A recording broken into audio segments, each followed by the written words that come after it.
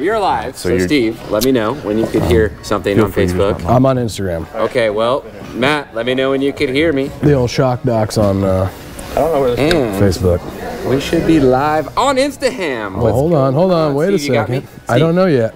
What do you have, Steve? I got you, Steve. We're gonna be, oh, there it is. We're gonna be talking today about our favorite things, bolt-on parts, okay? Now, bear with me.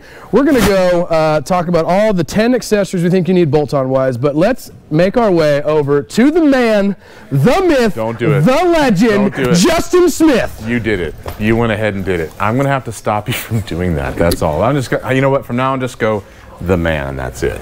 Okay. No myth, no legend at all. Okay. Steve, I feel like you're a little closer than we normally are. I don't understand what's changed. I feel a lot closer to you as well, Justin. Have you been dieting since the first of the year? Yeah. Yep. It's called the Jenny Craig, right? Jenny Craig. Hi, Jenny. But Okay, cool. let's go over here. Let's go over here and talk about the number. Well, not the number one bolt-ons. That's not really what I meant to say. I've got the number one bolt-ons right here. You definitely do. But we have kind of a list of the top 10 bolt-on items for your UTV that we would suggest. Now, everyone's list is going to be different, and you guys are going to have suggestions on things that we aren't going to put on the list or maybe we would miss. Please feel free to throw your suggestions out there. Also, when I say top 10, take a look at that. Either I can't count or there's not 10 items. So we're just going to keep on going and talk about a whole lot of stuff, okay? But the first thing that I want to say about the list is it's opinion based. And depending on where you're going to be driving, if you're on the East Coast or if you're in Australia or if you're in Russia, your list of things might be a little bit different. So if you're concentrating on the mud, maybe snorkels on the car or your UTV. You want to snorkel, Justin? Snorkels, you guys want to snorkel? Snorkels would be very important for your bolt-ons, Steve. But so we're going to kind of concentrate on what we know. So you guys fill in the blanks. But the first things you should always look at when it comes to accessorizing your UTV: safety, no matter what the list is. Now, these things are not in order of importance particularly, other than safety first. There is no reason why you guys should be shoving 300 horsepower into a car with stock seat belts and seats and things like that. Just try and concentrate on keeping you around, even if your car isn't around first. That being said, it is also Throw It Out There Thursday, so if you guys want to comment on some of the bolt-ons around here, feel free. Steve is ready to go anytime. So let's go back up to the list. Top 10 bolt-ons. First things I would suggest are going to be seats, belts, and a cage. Let's just do seats and belts. The reason that I suggest that is because the stock seats typically don't have very much cradling built into them. They're not going to hold you. They're not going to hold your hips in that seat very well. He's saying cradling, and I'm just getting excited. Yeah, I mean, especially if you have a body type like Steve's, especially in the hip area today, then you really have to worry a little bit more about how that seat holds you in, and the stock ones just aren't going to do that. So pick a seat that's comfortable for you, pick a seat manufacturer that you like the most. We prefer PRP. Contact them for anything that you would like, especially when it comes to seat belts. We not only race PRP seats, we race PRP seat belts as well, and we have great experience with them, but there are other manufacturers if you have somebody that you prefer. Steve. I just want to give myself a compliment. A guy, Dirty Looks, said Steve has great tits. Thank you. Thank you. Okay. But, you know, I just wanted to throw that out there. Hey, Steve, you feel free. And can I tell you my favorite bolt-on part? Absolutely. A rack. Stop. Yeah, I see what you did there. Thank you. Thank you. So back to seats and belts. So pick a seat that fits you the best. Pick a seat belt that fits you the best. I would suggest going with a padded 5-point harness. What is that? Well, 1, 2 points, 3, 4 points, and 1 crotch strap is your 5th point. Steve, do you have anything to offer about crotch strap? I got nothing on that one. Okay. But the reason I would suggest that is because the 5th point keeps you from, if you were to head on something, it keeps your body from sliding underneath the lap belts, which is common in racing, and that crotch strap stops that. Also, the padding in the shoulder harnesses are really important when you're on long rides. So if you're going to do more than an hour or two, or you're going to be, let's say, pre-running for a whole day, 10 to 12 hours at a time, trust me, pads are super important. Again, contact your favorite manufacturer for that. Rich Fortin and Billy Long just wanted to say hi, as well as Mike Doves wanted to give his opinion that opinions are like a-holes. This is true, and this is just my list of a-holes right here, so do not take it as gospel. It's just something for you guys to steer your own direction right. But Billy Long, how's it going, man? Always good to hear from you, and Rich Fortin as well. Thank you guys for tuning in. Throw it out there, by the way, if you got something you want to add. Rich Fortin also said, how about some bolt-on deodorant for that slug chase? Hashtag no chase. So Chase, how you doing today? Let's lift up a pit. Whoa! I am wearing deodorant. No, you are not. Because there's precipitation doesn't mean that I'm not wearing it. Dude, right? this is horrible. Smell this, Steve. No, Come God, here. look Smell. at this. Smell me. Oh. He actually does not smell bad. Tell me, I will get. Tell me that you would not want some brown sugar right now. I don't want brown sugar, but you do not smell bad. That's a first, though. All right, Chase, we will give it to you. At least you're not stinking up the joint, that's for sure. Matt. Sean Johnson wants to know what your thoughts are on stock X3 retractable harnesses. Well, so all harnesses factory have been tested by the government rollover tests, as well as the cages. So there's nothing wrong with them, and they're going to, they're certainly going to save you within the confinement of the rules of the government crash tests. But in my experience, those seat belts aren't comfortable enough for rough rides on long distances. And so I would prefer to have it spread out over a wider seat belt, 3-inch strap preferably, and more belts with pads. That's just my preference. Now, I'm not, so in other words, I'm not talking any smack about a Polaris or a Can-Am belt. They've passed the rules and they're going to save your life. I just prefer to have more, and I think you should too. Speaking of spread out and more, Justin. Yeah. I do have a question from Pfizer B. He said, "What grease do you recommend for your steering rack? How much and how often?" I'm assuming he's talking about the XP rack because it has the grease zircon. Okay, so I would assume XP rack. We prefer to run actually Moly lube like a CV grease. The reason that we do that is because it has a tackiness to its property and it will stick to the rack gear, as opposed to bearing grease that just squirts out the ends and it leaves the rack. I would put at least 3 pumps of grease into it every 400 to 600 miles. That would be my number. Now on an X3 rack, you shouldn't have to grease the rack pretty much for years. Certainly if you're racing, 1 year. If you're playing, 2 years. But if you do take it apart and you do grease it, then contact us for the amount of ounces, because if you over grease it, you can blow the cover off the side. We don't want that. You don't want to under grease it either, as a kind of a perfect number for that rack. All racks have the right amount of grease, Steve. And if you do it right, it's a beautiful thing. It slides right, nice and easy, right? Usually, if you do it right. Okay. Okay, but don't ever do it wrong. You can blow stuff up. Yes. So back to the, yeah. Oh, Jeff sorry. C. Nelson Matt. just wanted to say, get Steve a wig and a shave, and you can put him on the street corner for extra money for racing. I'm in. Will work for racing. I'm in, yeah. All right, you definitely are a working girl, that's for sure. You got it. So back to safety. So we've done seats, we've done belts, and I'm going to jam right along here, guys, because I could spend hours on this. There's no end to this list. Cage. Now, the factory cages have been tested in rollovers, like I said, by the government, and they're plenty adequate for most uses. But you start adding weight to the car, and you start running, some horsepower to the car, and you get more aggressive, and you plan on rolling the car over at 80, 90 miles an hour, you're going to want a roll cage. So I would suggest getting a quality cage that is built out of chromoly, that is 4130 steel. Do not accept a DOM cage or a mild steel cage from anyone that builds cages. I would go straight for chromoly personally, but you can do what you want. So after that, first aid kit. They're super inexpensive, man. You can get these things for 30 bucks. There's no excuse why you should not have a first aid kit in the car. They also don't take up any room. You can throw it in the glove box. So absolutely do that. Fire extinguisher. A good 2.5 pounder is enough for most fires if you catch them quick. If you've got a big fire, like I personally have seen, in my fire, it wouldn't have mattered if I had 30 pounds of fire extinguishers. We actually had about 2,000 pounds of sand to throw on mine, and it wasn't going to put it out because we didn't catch it early enough. But I would definitely get a fire extinguisher in the car. Matt. Tony Leal says, please bring back the girl who builds the racks. Sorry, Steve, made my eyes hurt. You stop it. Steve, Lauren has got you smoked. That is I for believe sure. it. Yeah. I believe it, but right. I'm second. I got one, Justin. What do you got? Dan Beamer says, when will you guys be in Glamis again? I want to get my 2021 Smart Shocks worked on. Go for it, Steve. We are going to be in Glamis President's Day weekend, the weekend before. So we leave the 13th.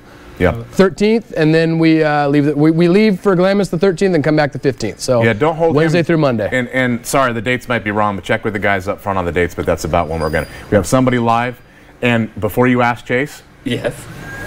we obviously Chase is gonna ask you know where you at, what are you driving, you know all this other good stuff. But I want to know what your favorite bolt-ons are. Are you there? Can you hear us? I'm here. I'm sorry, I didn't hear that last question. What are your favorite bolt-ons?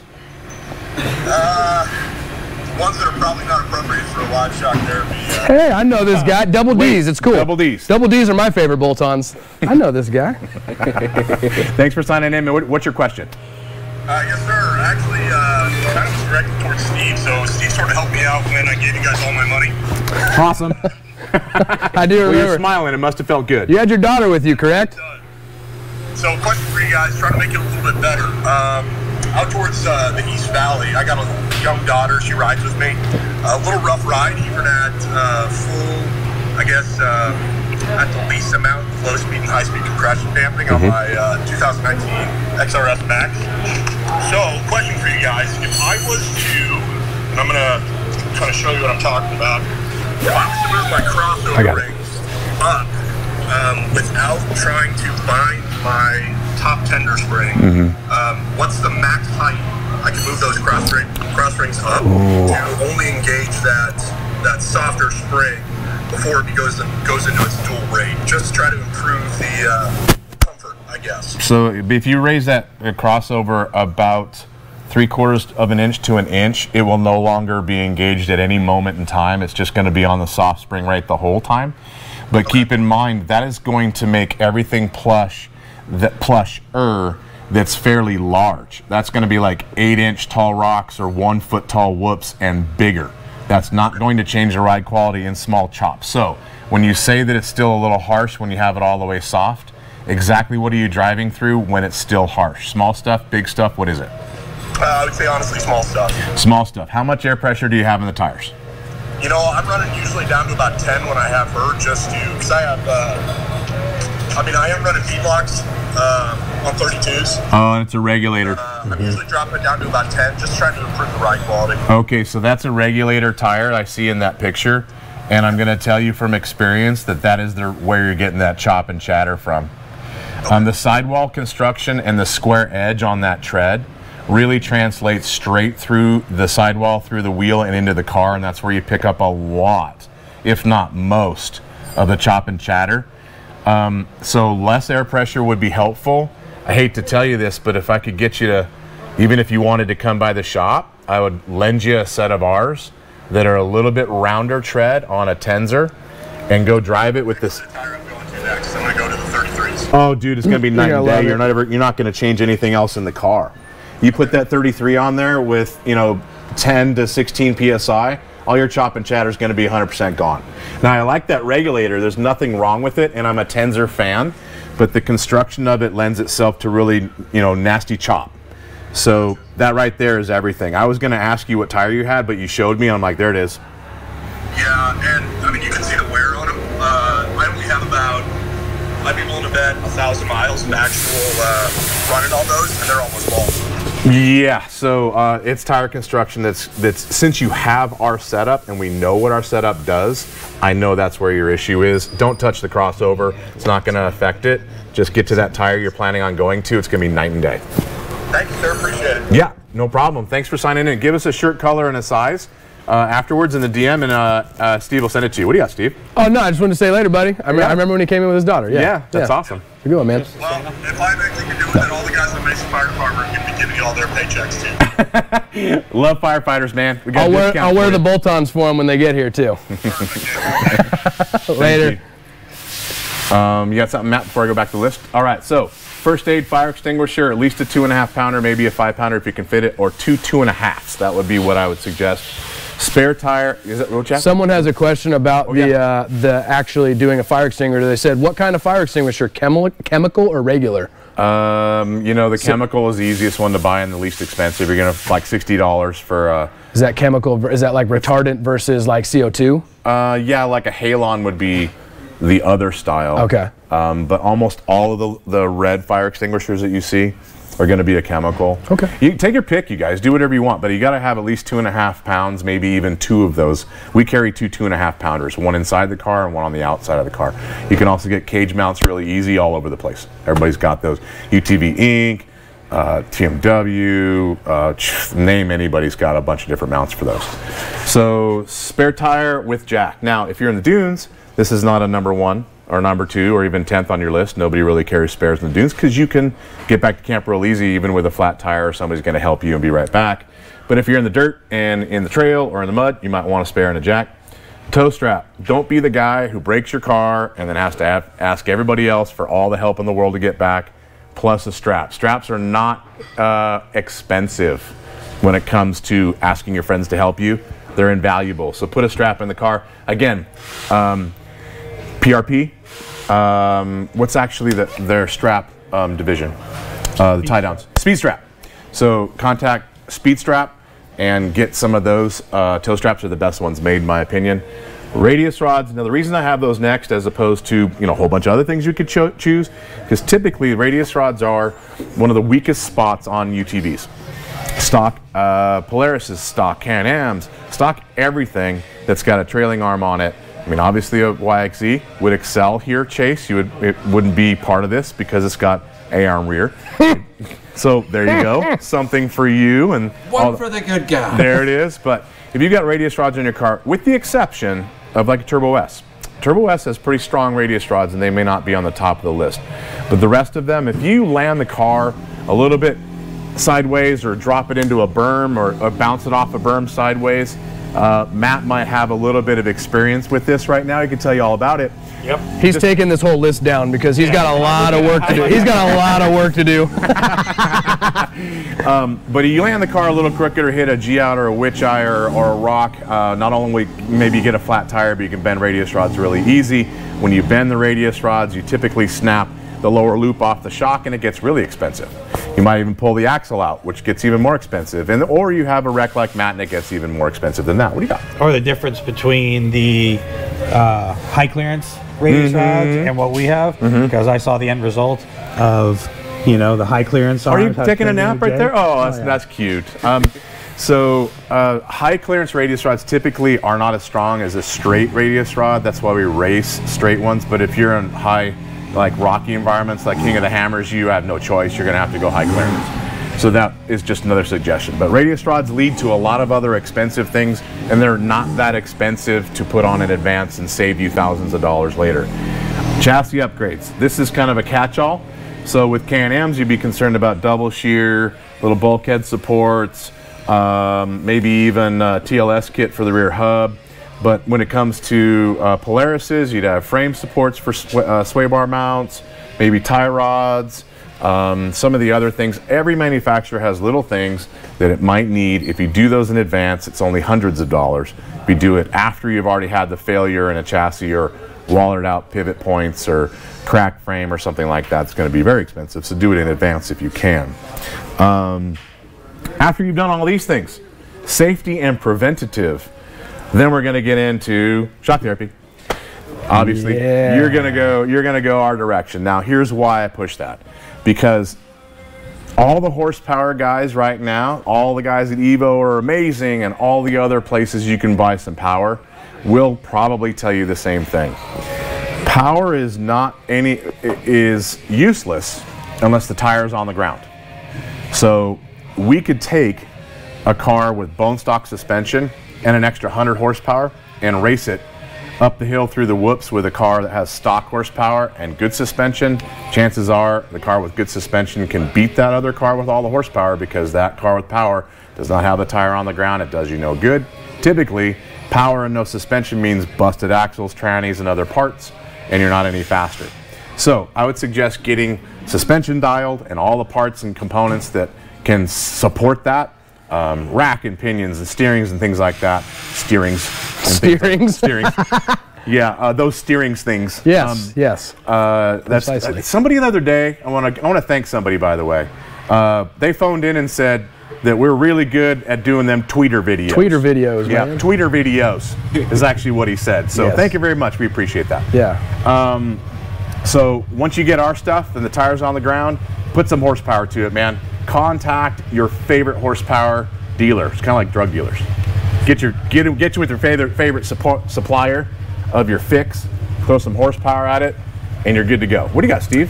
Just a cool little shout out, man. Brian Baymar said, just set my appointment for March 16th for my XPT to get stage 4 RIS done mid-March. I'm pumped and can't wait. Man, you guys are booked out. Keep up the good work. Love the videos. God, when you say it like that, it is so dirty. I know, and I right feel now, dirty. I feel even more dirty right now talking about right it. now for some reason. What do you got, Chase? I got Bill Cook, and I just got him on the line. Bill, what's going on, man? And where are you at? What are you driving, and what's your question? Down in Lodi, California, the XP1000. This will be our fourth one. We've already got the shock therapy springs on all the other machines. Where do we start with this bad boy? What car is it again? I just got to be able to look at it. XP? XP1000, brand new. XP1000. I would refer to the list behind me. Go safety first, so seats and belts.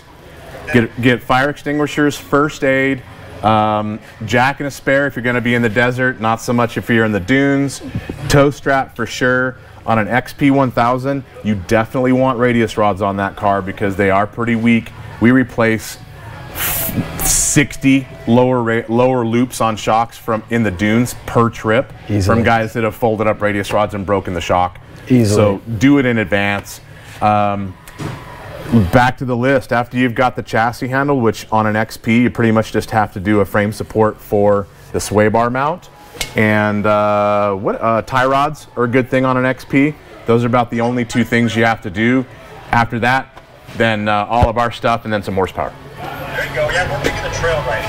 Trail riding's our deal. All right, so you got to have a spare and a jack. You need to have tools. I kind of left tools off the list here, but you should have tools as part of your first aid and the rest of it, especially for trail. Spare parts, you're going to want a belt on an XP. I'm not sure you're going to care much else for spares other than a tire and a belt on that car. Best place for that tire, on top, on the back? I prefer it in the bed. I don't like to see the tires hanging off the rear bumper, kind of where you got the box there. I would put the tire there if you can. I don't like to see them mounted to the roof unless there's no other option, because you get more body roll with that. But if you can mount it in the bed, maybe with a cooler underneath it or on top of it, that's probably my favorite. Now, this is our first machine with the front sway. Am I going to notice a big difference? My 2019 does not have, or sorry, 2018 XP has no front sway bar. What you're gonna notice is that car's gonna corner a lot better. It's gonna have less tendency to roll in a corner. It's not gonna dive on the front of the front end when you come into the corner aggressive. Overall, it's gonna drive better with that front bar. But if your trail riding is super slow and really rocky, you might want to disconnect it for that day. But I wouldn't leave it off permanently, because anything else that's over 30 mile an hour, you're going to appreciate having the bar on it. Oh, great. Appreciate it. Yeah, no problem, man. Shirt color, shirt size, and we'll make fun of Chase for not sending it to you. Yes. Yes. Thanks, guys. Have a good one. Justin, if it helps, I keep my spare tire on my rear as well. Where is it? I can't really see. I'm sorry. You're going to have to sorry, probably... sorry. There, hey, but donkey donk. Look at that. Yes, Matt, what do you got? Justin Hyatt says, is there a good tranny you recommend? Yeah, there's one right here. Hi. As a matter of fact. I'm for hire.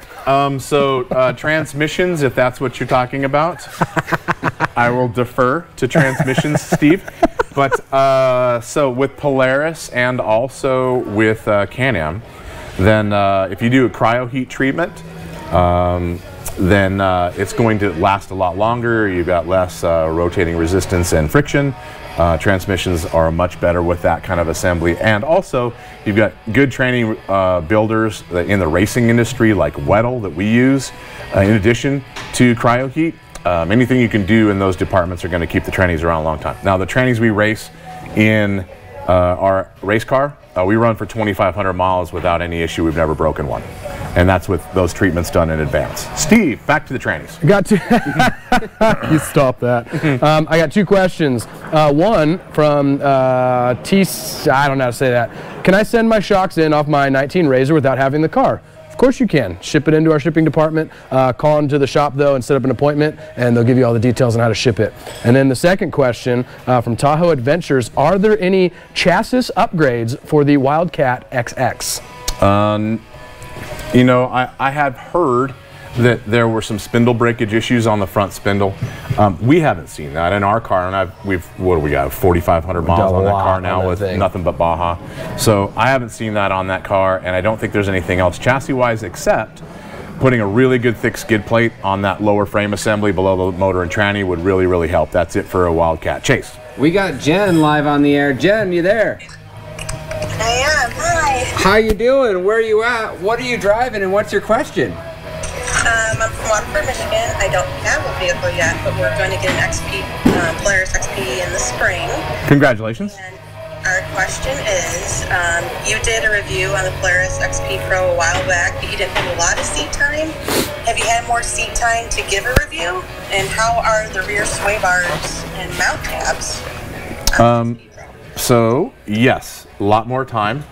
No problem. Definitely I can do a review. As a matter of fact, we probably should put one together that's actually a good video. I'll give you the short version. XP Pro is my favorite Polaris right now. I think that it's got the strongest parts, definitely most upgraded transmission, most upgraded front diff, driveline, hub bearings. The components and axles in the car from a mechanical standpoint will absolutely more than put up with the power in the car, and it has the most power of any Polaris model for the most part. So I would rather push people personally into a Pro. If they're considering a Turbo S or a Pro, I would rather see them go into a Pro, even though it's not as wide, because the Pro also handles better, in my opinion, than the Turbo S. It does not drive like it's narrow, it drives like it's wide and stable. And it's probably one of the most capable cars electronically. There's a ton of things on it that were way better than the previous models, and I would rather see somebody in that Pro. So I highly recommend it if you're staying in Polaris products for sure. Alrighty. Does that answer your question, Jen? Can you hear us? Oh, and we got a puppy dog. I saw her dog for a second. What's your dog's name, Jen? Can you hear us? I think we might have lost. I think she's okay. Bye. Later, Jen. What do you got, Steve? Oh, there's the dog. So someone, Vaughn_Devon 78 said, on the Honda Talon, live valve or IQS?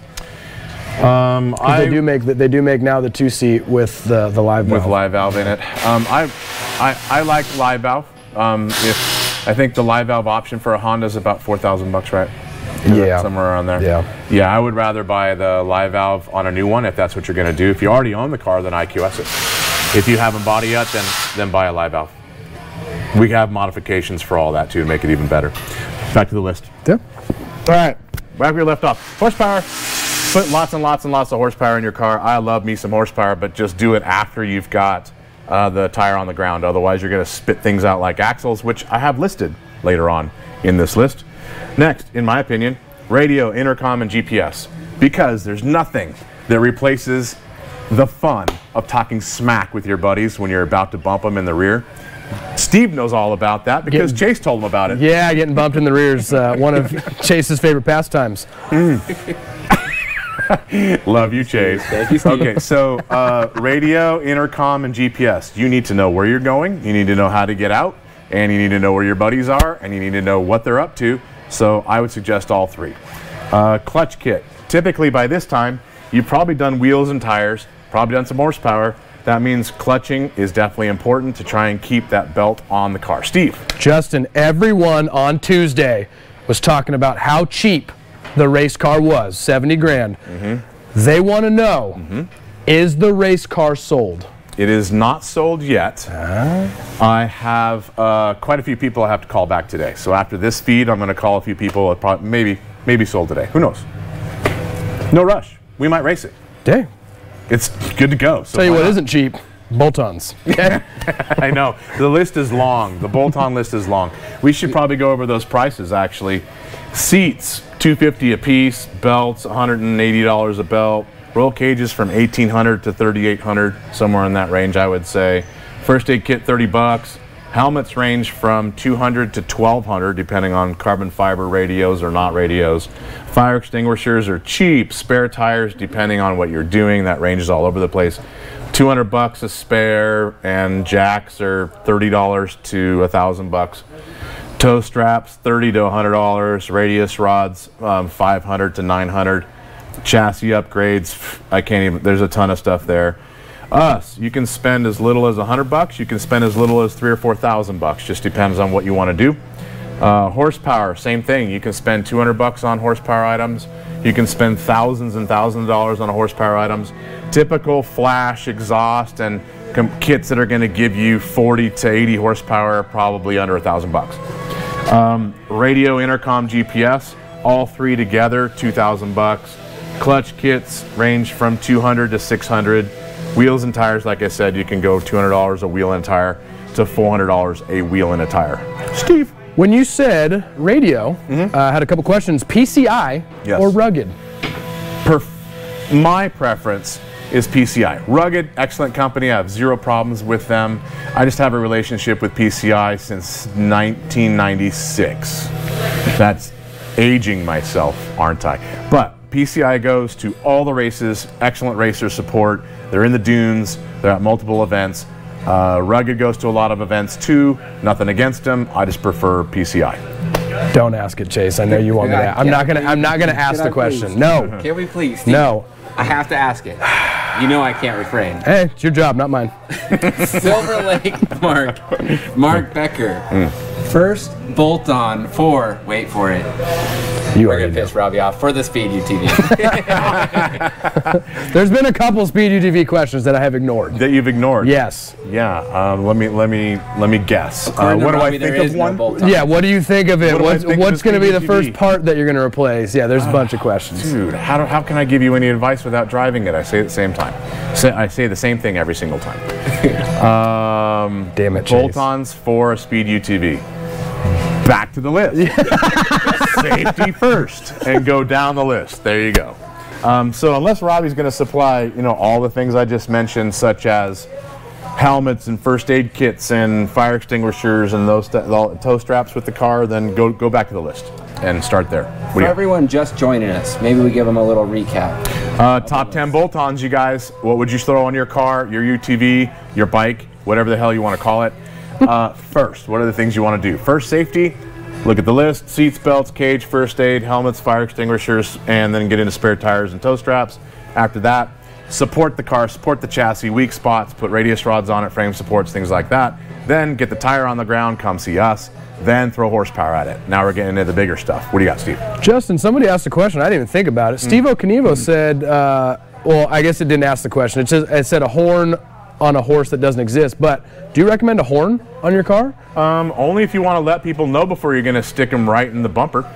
I prefer to be horn. I do too. Yeah, so the consensus amongst everybody here is, they'd prefer to have the warning. And Justin, you dropped your pen over here. Oh, thank you very much for grabbing that, Steve. I appreciate that. Yeah. Sorry. Honk. You got that. Chase is about to get you. Yeah. So back to the list. We've gotten all the way to the bottom of, this is the top 10, which is actually 15 things. Over here, let's get into more expensive stuff. You guys start driving the car harder. These are not like the most simple bolt-ons for most, okay? You guys, when you start getting into expensive cars or start racing, you're gonna get into these things. When you start throwing power at it, you might need more axles. I would suggest RCV or at least Summers Brothers when it comes to an axle upgrade, stock CV. Hubs and bearings, ZRP, bigger bearing, radiators. You might have a ton of power, you need more cooling, you're gonna have a big radiator in the back of the car. Front bumper, rear bumper, especially if you're pre-running because you wanna get people out of your way.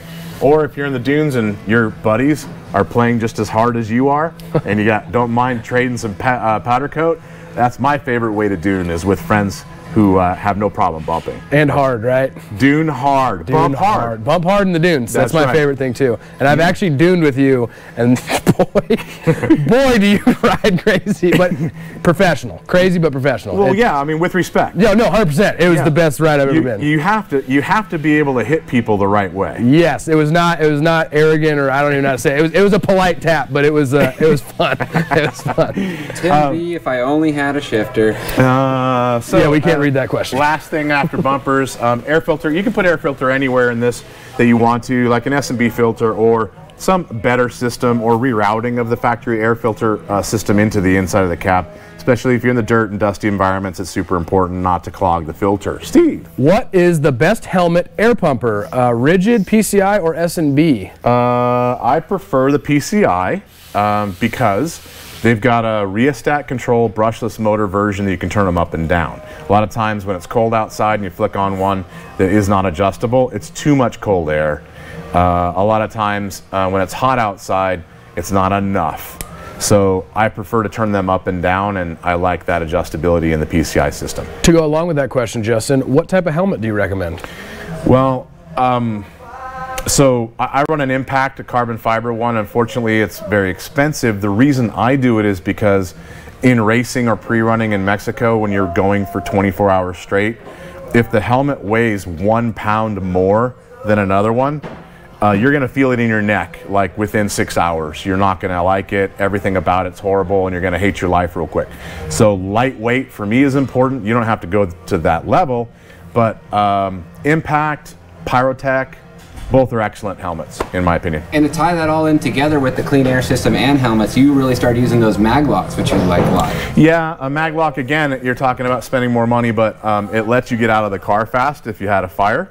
So where the clean air system attaches, it's one of the things you forget if you're on fire. The first thing you remember is to take the seatbelts off, and you forget everything else, and you're diving out of the car, and that clean air system and the radio goes and yanks you back into the fire.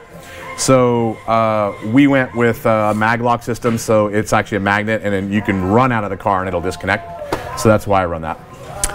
Hank Pattison did Hard Eyes and said, I love to have rear view mirrors.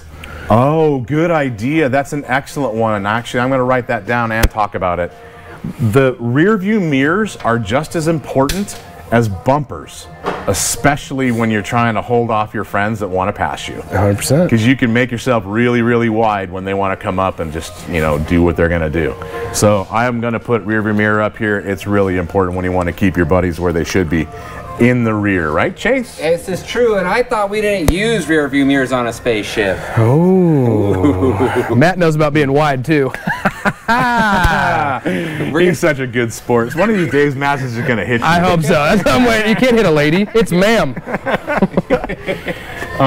So you guys want to add any more things to this list? Top 10, 20 things that are cool to put on your car? What do you got, Matt? Chase lights. Chase lights, as in like more light or a blinking light? Well, like you don't have the ones with the blue light that are actually, so you can see in the dust, that kind of stuff. Oh, okay. So like yellow lights and stuff. Yeah. What do you got, Chase? We got a live one. We got Eric on the line. What's going on, brother? Where are you at? What are you driving, and what's your question? How's it going? I'm in Whittier, and I have a 2019 Pro XP.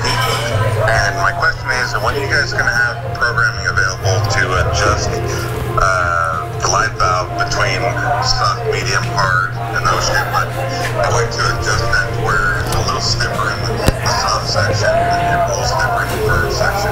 I think he was getting soft, medium, and hard. So that is a really, really good question, and we are in the middle of developing programming for that. I am not going to be able to tell you when that's going to be ready because I'd love to see it done in the next 2 months, but in reality is it's probably going to be more like 4 to 6 months from now. So if we can do some adjustments internally on the shock, spring, or valving to help you in the meantime, I would suggest it because we're not going to be ready right away. Certainly this year, no matter what, we're going to have programming available for both Polaris and also Can-Am. Okay, thanks. Yeah, no problem. Give us shirt size and a color so Chase can send it to you, okay? Sounds good. Awesome.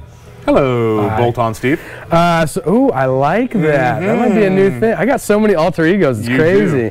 One of the guy, you just confused me on the question. You lost your question? I lost my question.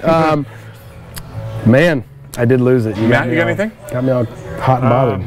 I think that maybe all of your brains have gone to your chest today. It's possible. Yes. Someone said a rear-facing camera. Yeah, you know, so I like the idea of a rear-facing camera, but in practicality, they're usually on the bumper, and it's too dusty if you're in the throttle to see past them. Is that my man Jay Hupp? We got Jay. Is that Jay Hupp on the line? Is that my man? Stop what they're doing. Yeah. Because the real man, myth, legend is on the feed. Jay Hupp. What's going on, brother? Where are you at? What are you driving? What's your question? Goodyear 19 Turbo S. I was running with a buddy yesterday. He's got a 2020 Velocity Turbo S. He's got your springs, and he blew out one of his Walker shocks yesterday. Is that a common issue? Yeah, we see it a lot, especially on that particular model. We've got internal seal issues we deal with a lot, right, Steve? Yeah, on those. A lot. And that extends, as soon as you lose an internal seal, then pressures go in the wrong spots, and you tend to lose other seals in the shock too. So let him know he's not alone, but if he wants to, we can do a rebuild with different seals and fix that. And while we're there, we might as well just do all the internals, because it will definitely take the bite and harshness out of that car's stock setup and work with the spring kit even better. So let him know. Cool, yeah, it sounds like Walker's replacing the shock, so. Oh, good. Well, get the shock for free, and then have him let us know when he's ready. We'll get inside there and make him ride really good, too. And Steve, we will get inside there. Steve preferably loves a good ride right now because he has a lot of parts to take care of. You know, more parts than normal. So you'll take care of blowing seals then, right? Oh, I'll blow your seal. That's for sure. That might have been inappropriate. I'm sorry, Mom.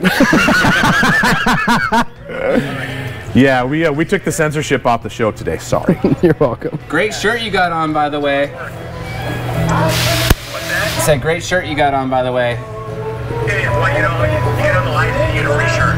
That's right. We'll give you another one, too. Thanks, man. Have a good day. Talk to you. I did remember my question, Justin, after you threw me off. Okay. A lot of people have been asking, are we going to have the option for the IQS button on the steering wheel anytime soon? We were hopeful that that was going to be done by now. It's not. We're going to have to be about 2 months. It is happening. We're in the middle of developing now. We just ran into a couple of snags we had to fix. Both those developments with the IQS probably about the same time. 121 Bailey. Damn, Matt's crash was bad. I'm asking you, which crash are you talking about?